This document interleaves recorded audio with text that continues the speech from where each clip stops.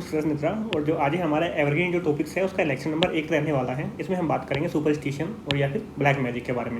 Superstition क्या होता है आपका अंधविश्वास, और ब्लैक मैजिक आपका होता है काला जादू। ठीक है, आज के लेक्चर में जो हम डिस्कस करने वाले हैं वो जो पॉइंट्स हैं, ओवरव्यू लेक्चर का ओवरव्यू है आपका। सबसे पहले हम डिस्कस करेंगे आपका लेक्चर का इंट्रोडक्शन, कि आपका जो ये है ब्लैक मैजिक या फिर आपका सुपरस्टिशन यानी कि अंधविश्वास क्या होता है। देन हम देखेंगे कि इंडिया के अंदर में जो इसके कोजेज़ क्या हैं, इसके कारण क्या हैं कि आज भी हमारी सोसाइटी के अंदर में जो प्रैक्टिस है फॉलो की जा रही हैं। देन हम देखेंगे कि इनसे रिलेटेड जो लॉ हैं, कानून है हमारे देश के अंदर में क्या है, उसके बारे में हम डिस्कस करेंगे। देन हम देखेंगे कि जो आपका जो सुपरस्टिशन यानी कि जो अंधविश्वास है उनको जो लोग सही बताते हैं उनके तर्क क्या हैं। देन हम डिस्कस करेंगे कि जो लोग बोलते हैं कि नहीं ये सब चीज़ें नहीं होनी चाहिए, वो क्या बोलते हैं, मतलब इनके जो अगेंस्ट में जो तर्क हैं वो कौन कौन से हैं, तो उसके बारे में हम डिस्कस करेंगे। और इसके बाद में हम देखेंगे कि जो आपका जो ये चीज़ें हैं, चाहे आप अंधविश्वास की बात करें, चाहे आप ब्लैक मैजिक की बात करें, या फिर आप विच हंटिंग की बात करें, तो यानी कि जादू टोना जो होता है, उसकी वजह से इंडिया के अंदर में कितनी कैजुअलिटी हुई है, कितने डेथ के केसेस, कितने ह्यूमन सेक्रीफाइसेस हुए हैं। तो उनके अंदर में जो नेशनल क्राइम रिकॉर्ड ब्यूरो है उनका जो डेटा है वो 2012 से लेकर 2021 तक का डेटा हम डिस्कस करने वाले हैं। देन हम देखेंगे कि इन सब चीज़ों के अंदर में जो वे फॉरवर्ड यानी कि इन सब से बचने के लिए, अपनी सोसाइटी को बचाने के लिए हमारे आगे की राह क्या हो सकती है। और अगर मैं बात करूँ इस लेक्चर की, तो यहाँ पे आपका लेक्चर जो प्रीलिम्स है उसके पॉइंट ऑफ व्यू से इतना ज़्यादा इंपॉर्टेंट नहीं है। देन अगर आप मेंस के अंदर में ह्यूमन राइट्स की आप कहीं लिखते हैं तो वहाँ पे इस लेक्चर से रिलेटेड आप चीज़ें कोट कर सकते हैं। और अगर आप बिलोंग करते हैं किसी रूरल एरिया से या फिर किसी ट्राइबल एरिया से, तो देन चांसेस बन जाते हैं कि आपके जो पर्सनैलिटी टेस्ट है यानी कि इंटरव्यू आप कहीं पे दे रहे हैं, तो देन इससे रिलेटेड क्वेश्चन आपसे पूछे जा सकते हैं। तो अगर आप हमें फॉलो करना चाहते हैं यूट्यूब, इंस्टाग्राम, ट्विटर या टेलीग्राम पर, हर जगह हमारा सेम हैंडल है @सक्सेसनेत्रा। और अगर आपकी कोई क्वेरी है, सजेशन है हमारे लेक्चर के रिगार्डिंग, देन आप हमें मेल भी कर सकते हैं successnetra@gmail.com पर। और मैं बात करूँ, अगर आप हमारा टेलीग्राम चैनल है और जो आपका यूट्यूब का कम्युनिटी टैब है, तो इसके अंदर में आपको डेली स्टेटिक्स जीके के प्रैक्टिस के लिए 5 क्वेश्चन आपको यहाँ पे प्रोवाइड किए जाते हैं। तो इन क्वेश्चन को अटैम्प्ट करके आपकी जो तैयारी है, आपकी जो प्रिपरेशन है, उसको भी आप एनालाइज कर सकते हैं। तो इसको अटैम्प्ट करने के लिए आप हमारे टेलीग्राम चैनल @सक्सेसनेत्रा या फिर आपके यूट्यूब का कम्युनिटी टैब, वहाँ पे सब्सक्राइब करके आप इस चैनल इन क्वेश्चन को अटेम्प्ट करके अपनी जो प्रैक्टिस है वो कर सकते हैं। और आपकी जो तैयारी है वो प्रॉपर वे में जा रही है, उसको आप एनालाइज भी कर सकते हैं। और अब तक मैं लगभग 200 के आसपास यहाँ पे क्वेश्चन अपलोड कर चुका हूँ। तो चलिए शुरू करते हैं हमारा आज का लेक्चर।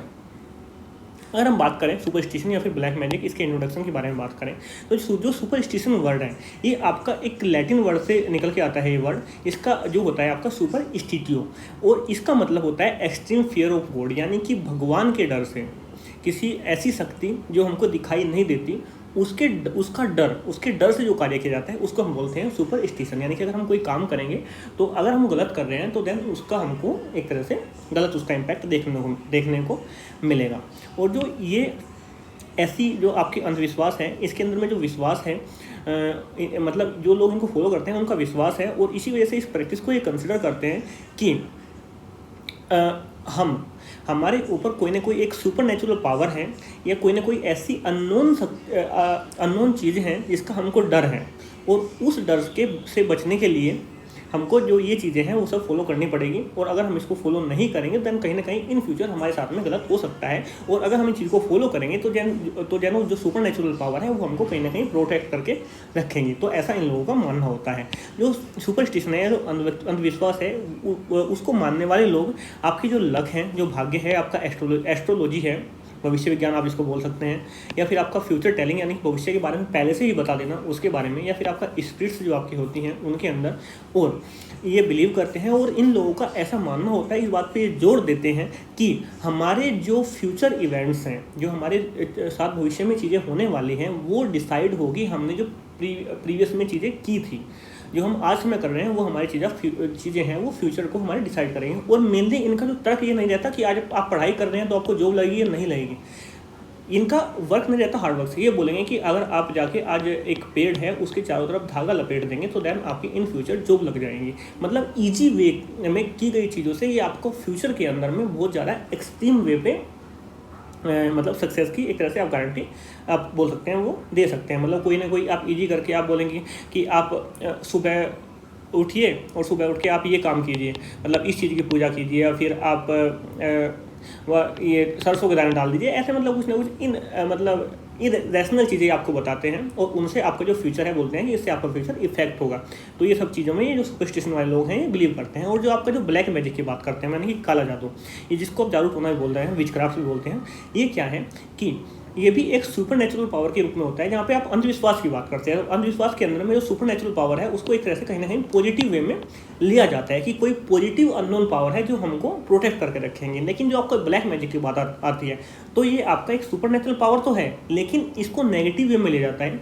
और जो ब्लैक मैजिक है उसको मानने वाले लोग बोलते हैं, मानने वाले लोग अपने जो इविल और सेल्फिश पर्पस यानी कि अपने जो स्वार्थी पर्पज के लिए दूसरे लोगों को मेंटली और फिजिकली हार्म करने तक भी नहीं बाज आते हैं। मतलब ये अपनी जो सेल्फिश इविल्स हैं या आपके इविल और सेल्फिश पर्पज हैं उनको अचीव करने के लिए दूसरों को मेंटली या फिजिकली हार्म भी कर सकते हैं। तो ये आपको हो जाता है ब्लैक मैजिक में, यानी कि जहाँ पे आपका सुपरस्टिशन है उसको कहीं ना कहीं आप पूरा नेगेटिव भी नहीं कहेंगे, पूरा पॉजिटिव भी नहीं कहेंगे, इसको आप मिडल में रख सकते हैं, मतलब कहीं पे नेगेटिव कहीं पे पॉजिटिव। लेकिन जो ब्लैक मैजिक है इसकी जो साइड होगी कम्प्लीटली नेगेटिव साइड में इसको आप रख सकते हैं। और जो ब्लैक मैजिक को मानने वाले लोग हैं वो बोलते हैं कि जो ब्लैक मैजिक है, जो काला जादू है, जो भी विक्टिम्स है यानी कि जिसका जो भी इसमें इम्पैक्ट होगा बंदा, तो उसकी चाहे हेयर यानी कि उसके बाल, उसके कपड़े, उसके फोटो या डायरेक्ट उसकी आंखों में देख के भी जो आपका ब्लैक मैजिक है वो किया जा सकता है।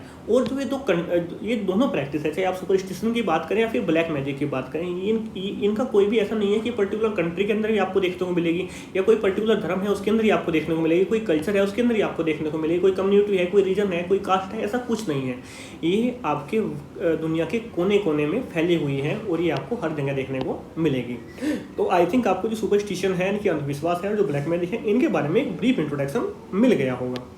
सेम यहाँ पे आपके लिए हिंदी में टाइप हो गया है। अब बात कर लेते हैं जो सुपरस्टिशन है उसके पीछे मेन रीजन क्या है। इसके पीछे मेनली 5 रीजन आप कोट कर सकते हैं। पहला आपका याद आएगा कल्चर, देन आपका सोसाइटी, देन आपका lack of education, fear of being called and outcast, यानी कि आपको सोसाइटी से बाहर, ऐसा लोगों का मानना है कि अगर आप इनको फॉलो नहीं करेंगे तो सोसाइटी से आपको बाहर निकाल दिया जाएगा। देन आपका आ जाता है लोकल प्रैक्टिसेस। अगर आप कल्चर और सोसाइटी इन दोनों को इकट्ठा करके देखते हैं तो इसमें क्या है, इसमें जो हम लोग हैं, जहाँ पे हमारे जिस भी सोसाइटी के अंदर में रहते हैं, जहाँ भी हमारा कल्चर है, उस कल्चर के अंदर में जो इंसान की ब्रिंकिंग अप है, जो उसका पालन पोषण किया जाता है, उसको परवरिश की जाती है, तो उसको एक कल्चरल बिलीफ दिलाया जाता है कि उसके आसपास कुछ न कुछ ऐसी जो प्रैक्टिसेस हैं, जो रिचुअल्स हैं, जो रीति रिवाज है वो फॉलो कर रहे हैं, तो वो जो रीति रिवाज फॉलो हो रहे हैं तो उससे उसकी जो लाइफ है वो डायरेक्टली या इनडायरेक्टली इम्पैक्ट होती है। और आप आज के समय में इंडिया के अंदर में क्या है कि हमारी जो सोसाइटी है, हमारे मेंटल बिहेवियर, हमारे थिंकिंग प्रोसेस को इफेक्ट करती है। हमारा बिहेवियर कैसा होगा, हमारी थिंकिंग कैसे होगी, तो उसको शेप देने के अंदर में हमारी सोसाइटी का बहुत बड़ा रोल होता है। तो अगर जो हमारी सोसाइटी है वो जो ऐसी प्रैक्टिसेस हैं उनको फॉलो करते हैं, तो देन इन फ्यूचर जो बच्चे जिनकी आज परवरिश हो रही है इन अंधविश्वास या फिर ब्लैक मैजिक के अंदर में, तो उनको कहीं ना कहीं एक लंबे समय में जब इन चीज़ों को देखते रहेंगे तो उनको ये चीज़ें हो जाएगा कि ऐसी चीज़ें वास्तव में होती हैं और वो भी इन चीज़ों को, इन प्रैक्टिसेस को कंटिन्यू रखेंगे फ्यूचर के अंदर में।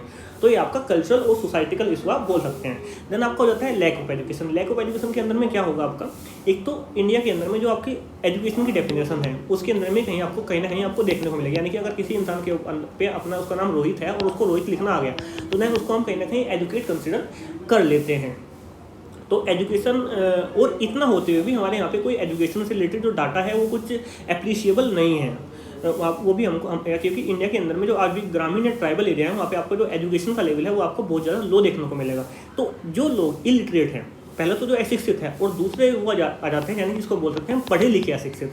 पढ़े लिखे अशिक्षित से मतलब क्या है कि वो लोग, उनके पास डिग्री तो है लेकिन वो डिग्री उन्होंने हासिल की है रट्टा करके, मतलब उन्होंने बस रट लिया कि H2 प्लस में O is equal to H2O या फिर A प्लस में B का whole square is equal to A square plus में B स्क्वायर प्लस में 2AB।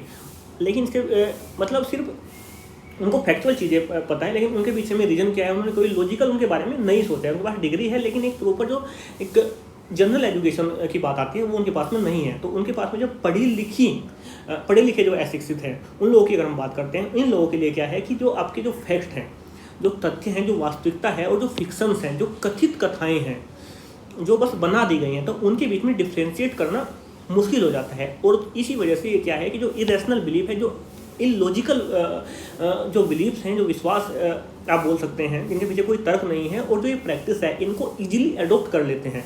और इजीली अडोप्ट करने से क्या होता है कि वो फ्यूचर में भी इन सब चीज़ों को कंटिन्यू करते हैं और ऐसा सोचते हैं कि अगर आप इन चीज़ों को प्रैक्टिस करेंगे देन ही आपकी लाइफ के अंदर में अच्छा होगा, अगर नहीं करेंगे तो आप मतलब उनको लगता है कि अगर आप इन प्रैक्टिस को करके अपनी जो फ्यूचर है उसको अपने हिसाब से मॉडिफाई कर सकते हैं।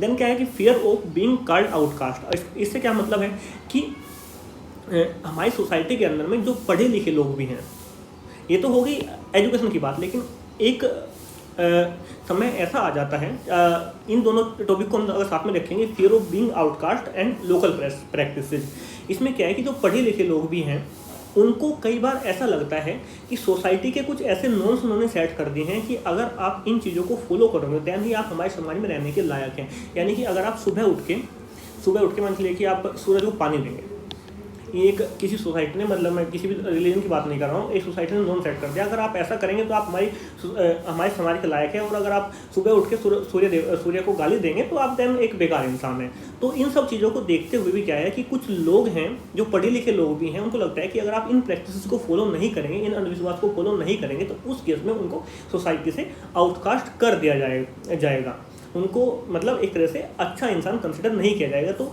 कहीं ना कहीं सोसाइटी के डर से भी वो इन चीज़ों को प्रैक्टिस करते हैं। और देन आ जाता है लोकल प्रैक्टिस। और कुछ जो आपके ग्रामीण क्षेत्र की बात करें या फिर ट्राइबल एरिया की बात करें कि ऐसी प्रैक्टिस एक बहुत लंबे समय से होती आ रही है, और इतने लंबे समय से होती आ रही है कि उनकी एक रूट के अंदर में उनकी जो मूल जड़ें हैं उन लोगों की, तो उनके अंदर में ये समा गई है, तो वो चाहकर भी इन चीज़ों को अवॉइड नहीं कर सकते हैं। और जब वो अवॉइड करने की कोशिश करते हैं तो देन उनको तर्क दिया जाता है कि हमारे जो बुजुर्ग लोग थे, हमारे जो सीनियर लोग थे, हमारी जो पहली पीढ़ी थी, उन्होंने कुछ ना कुछ सोच के ही ये चीज़ें डिसाइड की होंगी।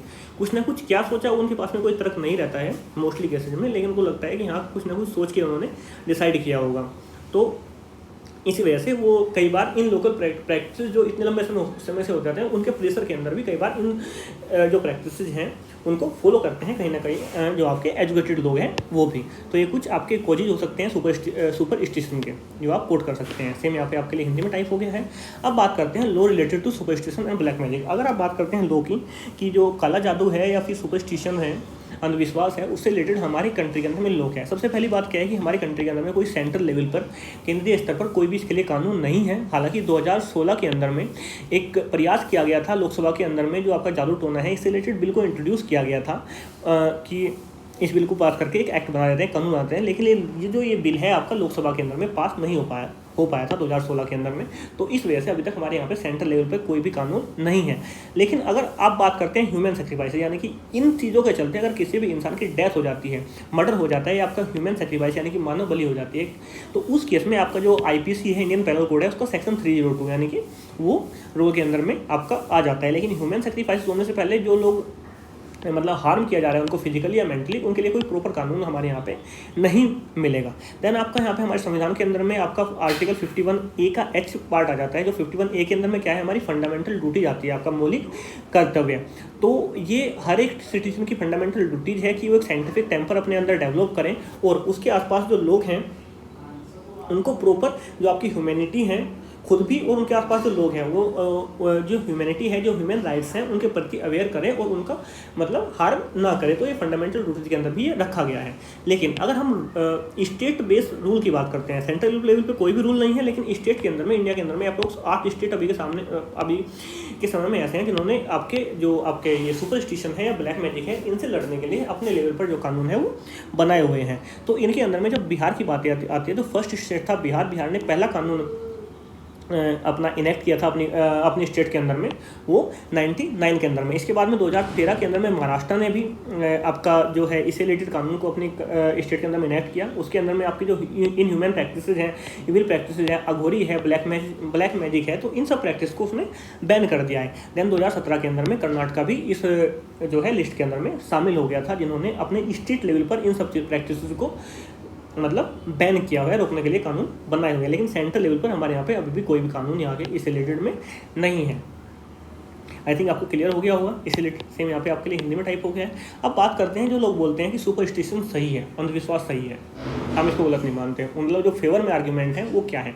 सबसे पहले बोलते हैं कि ये जो सुपरस्टिशन है, जो अंधविश्वास है, आपने एक मूवी भी आई थी, आई थिंक मैं भूल गया, परेश रावल की मूवी थी, उसका नाम मैं भूल गया। उसके अंदर में क्या है, ये तर्क किया जाता है कि जब भी कोई इंसान डिफिकल्ट सिचुएशन के अंदर में होता है, तो जो आपका सुपरस्टिशन है, जो अंधविश्वास है कुछ वो रिचुअल्स हैं जो फॉलो करते हैं, तो उससे जो उसका माइंड है वो शांत होता है और एक सेंस ऑफ कंट्रोल उसके माइंड को प्रोवाइड करता है और उसको एडवर्स सिचुएशन के अंदर भी कॉन्फिडेंट और काम फील कराता है। यानी कि वो जब परिस्थिति उसके विपरीत है, तो उस केस में उसके माइंड को सेंस ऑफ कंट्रोल प्रोवाइड करेगा और उस स्थिति में उसको शांत रख के और अधिक कॉन्फिडेंट फील कराने में उसकी हेल्प करते हैं। और उसमें जो मूवी थी उसके अंदर में बताया गया था कि मतलब अगर कोई इंसान मतलब मरने जा रहा है, एक तरह से अगर सुसाइड करने जा रहा है, तो उसको बोल दिया है कि भाई आप एक काम करो कि ऐसा ना हो कि भगवान है, मतलब भगवान है वो सब देख रहा है और उसने आपके लिए कुछ ना कुछ अच्छा सोचा होगा। आप एक काम करो, आप उस जगह पे चले जाओ और वहाँ पे कुछ इतने रुपए का प्रसाद चढ़ा दो, सब कुछ ठीक हो जाएगा। मतलब वो सब चीज़ें यहाँ पे दिखाई गई थी।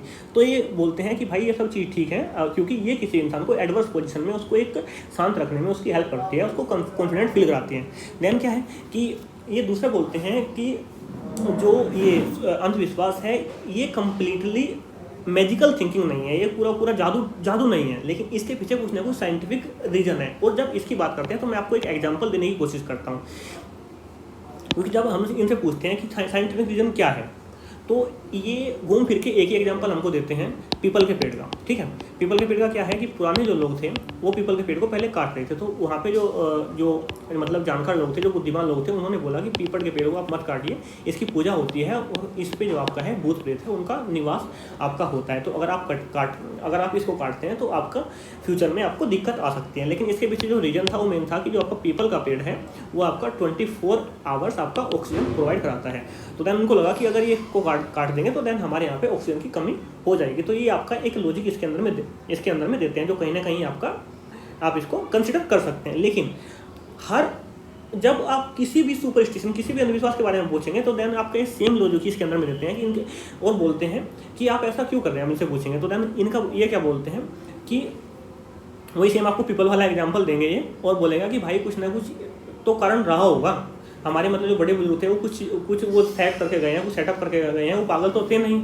तो ऐसा ये बोलते हैं, तो वो कुछ ना कुछ हमको समझ में नहीं आता है आज तक कि वो कुछ ना कुछ क्या है, लेकिन ये बोलते हैं हाँ कुछ ना कुछ इसके पीछे साइंटिफिक रीजन है, तो वो सब चीज़ें बताते हैं। तो ये इसके फेवर में ये आर्गूमेंट देते हैं। देन क्या है, ये बोलते हैं कि आज के समय में क्या है कि हमारे जो लोग हैं, जैसे जैसे वो आपका साइंस एंड टेक्नोलॉजी की तरफ बढ़ रहे हैं, सोशल मीडिया का एक दौर आ गया है, वो अपने फ्यूचर को लेकर अर्बन एरिया के अंदर में आपका माइग्रेट कर रहे हैं, तो वो अपने जो रिलीजन है, जो धर्म है, जो कास्ट है, जो हमारे रीति रिवाज है, उनसे दूर होते जा रहे हैं, जो उनकी रूट्स हैं उनको भूलते जा रहे हैं। और हम जो है मतलब जो सेल्फ क्लेम्ड गॉडमैन्स हैं, जो अपने आप को भगवान का दूत बताते हैं कि मेरी भगवान से सीधे बात होती है, वो बोलते हैं कि हम तो जो हमारी जो सोसाइटी है, जो लोग हैं, जो नए लोग हैं, जो अपने कल्चर या फिर अपने रिलीजन से दूर जा रहे हैं, उनको वापस लाने के लिए ये सब प्रयास कर रहे हैं। और अगर ये सब वो सेम फिर वही बात बोलते हैं कि अगर ये सब चीज़ें इतने समय से फॉलो हो रही हैं, 100 साल 200 साल 500 साल से फॉलो हो रही हैं, तो कुछ ना कुछ तो रीजन होगा इनके पीछे। सेम वही बात है कि रीजन क्या है वो इसको डिफाइन नहीं कर पाते हैं। सेम आपको फिर से पीपल के पेड़ का एग्जाम्पल ये आपको दे देंगे। It enhance people performance, then same वही आ जाता है। जब भी कोई इंसान बुरी स्थिति में होता है तो उसकी जो परफॉर्मेंस है उसको इंक्रीज करने में ये हेल्प करते हैं, और उसको लगता है कि कोई बात नहीं, आज के समय में गलत हो रहा है, तो देन कोई ना कोई लकी चार्म है, कोई ना कोई ऐसी मेरे ऊपर शक्ति है जो मैं नहीं देख पा रहा हूँ, वो फ्यूचर में मुझे प्रोटेक्ट करके रखेगी। तो इन सब बिलीफ के कारण में उसका एक जीवन अच्छे तरह से चलता रहता है एडवर्स सिचुएशन के अंदर में भी। तो ये कुछ इनके आर्गूमेंट होते हैं इसके फेवर में, और जो कम्प्लीटली बेस्ड है इनके थिंकिंग प्रोसेस पे। देन साइंटिफिक रीजन की जब बात आएंगे, देन इनके पास में सेम एक पीपल के पेड़ वाला एग्जाम्पल होगा, उसके बाद में ये मतलब ठीक है, बस खत्म हो गया। देन अब हम बात कर लेते हैं इसके बारे में आर्ग्यूमेंट अगेंस्ट। जो लोग बोलते हैं कि भाई ये गलत है, ऐसा जो आपका अंधविश्वास है या फिर ब्लैक मैजिक है, इसकी प्रैक्टिस नहीं की जानी चाहिए, जो बोलते हैं कि ये गलत है, तो वो क्या एग्जाम्पल देते हैं कि अगर हम बात करते हैं स्पेशली रूरल और ट्राइबल एरिया की यहाँ पे बात करते हैं, हालांकि अर्बन एरिया के अंदर में भी ये चीज़ें प्रैक्टिस की जाती हैं, लेकिन वहाँ पे थोड़ा सा एजुकेशन का लेवल और सोसाइटी है वो थोड़ा सा मतलब इन सब चीज़ों से ऊपर उठ चुकी है, तो वहाँ पे केसेज इतने ज़्यादा नहीं आते हैं जितने आपके ग्रामीण इलाके या फिर आपके ट्राइबल एरिया के अंदर में आपको देखने को मिलते हैं। तो ये बोलते हैं कि भाई ये सुपरस्टिशन है, जो अंधविश्वास है और जो जादू टोना है, वो बहुत सारे लोगों की आपकी लाइफ को कोस्ट करता है, उसकी वजह से बहुत सारे लोगों की जान चले गए हैं। और इसके अंदर में जो मेजोरिटी ऑफ शेयर होता है वो आपका वुमेन और चिल्ड्रन होता है, यानी कि इसके अंदर में जो आपका अंधविश्वास या काला जादू जादू टोना से जो भी मैक्सिमम केसेज आपके इफेक्ट होते हैं, उसके अंदर में जो मैक्सिमम इन्वॉल्वमेंट रहता है वो आपका महिलाएं, बच्चों का सेक्रीफाइस वहाँ पे किया जाता है। इसके अंदर में सेकंड की है कि जो जैसे मैंने आपको बताया कि सेल्फ क्लेम्ड गॉडमैन होगा, गॉडमैन नहीं है, स्पेलिंग मेरा एरर हो गया। तो सेल्फ क्लेम्ड गॉडमैन है, यानी कि जो जिन्होंने खुद को बता दिया है कि हाँ मैं भगवान का दूत हूँ और मेरी भगवान से सीधे बात होती है, तो वो क्या करते हैं कि वो इन सब चीज़ों को बढ़ावा देते हैं। और इन प्रैक्टिस की वजह से ही आज के समय में हमारे यहाँ पे जो सेल्फ क्लेम्ड गॉडमैन है, यानी कि स्वयं को भगवान का दूत कहने वाले, उनसे लगातार सीधे बात करने वाले लोगों की संख्या लगातार बढ़ती जा रही है। और ये क्या करते हैं कि लोगों को बोलते हैं कि मैं आपकी प्रॉब्लम को सोल्व कर दूंगा, मेरी भगवान से सीधे बात होती है, और उस नाम पे लोगों के बहुत सारा पैसा इकट्ठा ये कर रहे हैं। और ये बोलते हैं कि भाई पैसे का आप क्या करोगे, आप मतलब एक आदि शक्ति है उसके अंदर में ध्यान लगाओ और सब कुछ आपके लाइफ में ठीक हो जाएगा। और वहीं जब इनसे बात आप कोई आपका रिचुअल इनसे फॉलो कराने की बात आती है तो देन ही आपसे हाई अमाउंट ऑफ मनी ये आपसे चार्ज करते हैं। भाई जब हमको आप बोल रहे हैं कि आप आदि शक्ति के अंदर ध्यान लगाओ, लेकिन जब आप सेम चीज़ें कर रहे हैं तो आप बोलते हैं कि यार नहीं यार पैसा चाहिएगा, कैसे चलेगा। तो देन वो मतलब ये अपनी आर्गूमेंट को कहीं ना कहीं कॉन्टैक्ट कर जाते हैं। तो ये चीज़ें हैं इसके अगेंस्ट में। देन क्या है कि it's hampers India vision of growth solving problem by use of science and technology. जो इंडिया का विजन है वो है कि हमको जो अपनी भी जितनी प्रॉब्लम है हमारी सोसाइटी के अंदर में, हमारी कुछ भी प्रॉब्लम है हमारी डेवलपमेंट के इशूज है, हमको साइंस एंड टेक्नोलॉजी के फील्ड से हमको के अनुसार हमको सोल्व करना है। लेकिन कहीं ना कहीं क्या है कि ये इंडिया का जो ये विजन है इसको भी हैम्पर करता है। और हमारी जो विजन है कि हमको भाई साइंस एंड टेक्नोलॉजी फील्ड में आगे बढ़ना है, तो देन एक इंसान आ जाएगा नहीं यार क्या करोगे साइंस एंड टेक्नोलॉजी का, तुम ये जाके नींबू बांध लो ठीक हो जाना है, सब क्या ही करना है। जैसे आपने कोरोना काल के अंदर में देखा होगा कि यार कुछ तो मतलब डॉक्टर है ऑक्सीजन के लिए में आपका मारामारी हो रही है, डॉक्टर पर लगे पड़े हैं, और एक इंसान आके बोलता है यार तुम एक काम करो अपने शरीर पे गोबर का लेप लगा लो ठीक हो जाएगा। गोबर से नहा रहे हैं यार, मतलब हमारे आगे जो MP MLA हैं वो वीडियो कर रहे हैं, अपने नाक के अंदर में नींबू डाल रहे हैं, मतलब कुछ भी चल रहा है। तो देन वो मतलब आप जितना इसके अंदर घुसोगे वो आपको लगेगा कि यार मतलब फालतू में आ गए, ठीक है। तो ये सब चीज़ें हो जाती हैं। तो then human of basic hamper of basic human right of victim, और जो भी इसके अंदर में जो लोग हार्म होते हैं, जो विक्टिम्स हैं, तो उनके कहीं ना कहीं इसके अंदर में जो बेसिक ह्यूमन राइट्स हैं उनका भी आपको हनन देखने को इसके अंदर में मिलेगा। तो ये कुछ इसके अगेंस्ट में आपकी आर्गूमेंट आपकी आ जाती है।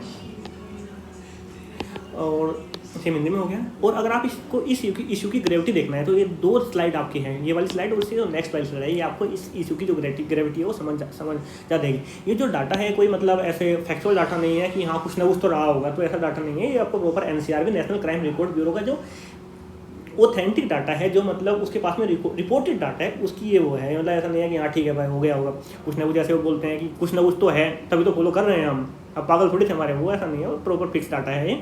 तो अगर हम 2021 की बात करते हैं, 2021 के अंदर में आपको लगभग 68 किलिंग 68 लोगों की जान आपकी जो विचक्राफ्ट है जादू टोना की वजह से गई है। और उसके अंदर में जो 6 केस थे, 6 केस आपके ह्यूमन सेक्रीफाइस के थे, मतलब मानव बलि यहाँ पे एक तरह से आप दे दी गई है 6 केसेज में। तो मानव बलि देखिए आप, मतलब ये तो आप ना तो आप इसको मोरली जस्टिफाई कर सकते हैं और ना आप इसको कॉन्स्टिट्यूशनली या फिर आपका लॉ के हिसाब से जस्टिफाई कर सकते हैं। मतलब किसी इंसान की आप जान ले रहे हैं अपने सेल्फ उसके लिए, जो आपके सेल्फ इविल मोटिव्स हैं उनको पूरा करने के लिए। तो ये है, आप इसको कैसे जस्टिफाई करेंगे बताइए। मतलब आप कैसे जस्टिफाई करेंगे, कुछ ना कुछ तो रहा होगा कि पीछे से हमारे पूर्वज पिछले 5 सालों से बलि देता रहे हैं तो हम भी दे देंगे। भाई कैसे जस्टिफाई करोगे आप।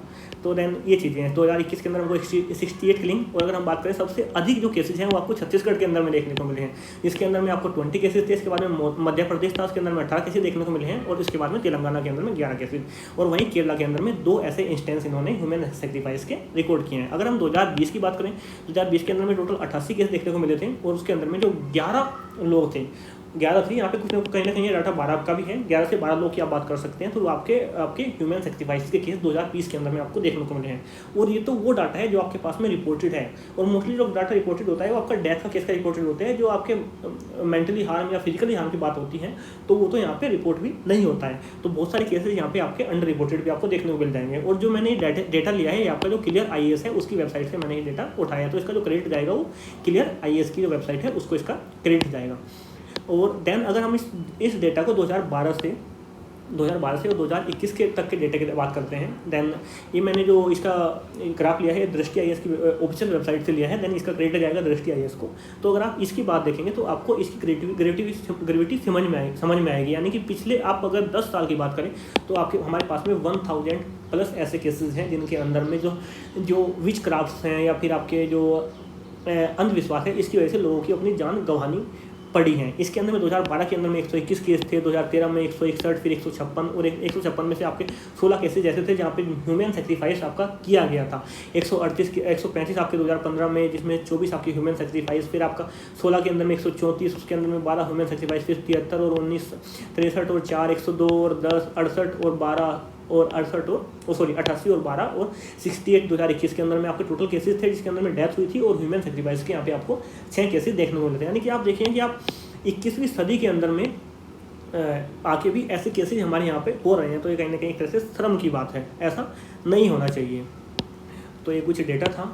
तो देन आपको इस इशू की ग्रेविटी यहाँ से आपको समझ में आ गई होगी।